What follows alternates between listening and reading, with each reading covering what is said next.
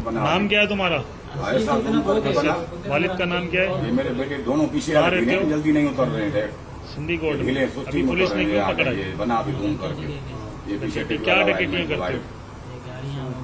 हाँ, 70 गाड़ियाँ कहाँ से छीनते हो? अभी कर रहा।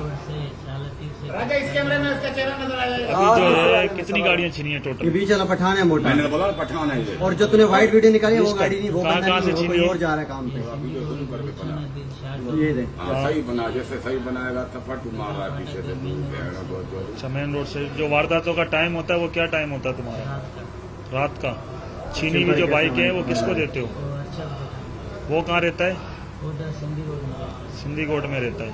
इससे पहले कितनी दफा बंद बंदा हुआ? खड़ा हुआ देख रहे हो। मोबाइल में वीडियो उसी के बन रहे हैं भाई।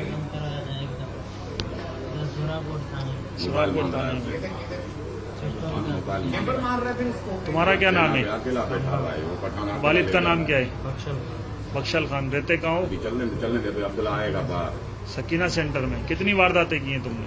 15-20 कितनी मोटरसाइकिलें छीनी हैं? हाँ, कहाँ से माल छीनी इसने हैं? इधर बांधा है। इधर बांधा है। मैं ये कैमरे में देख लेते हैं। हाँ, इसमें दे दो।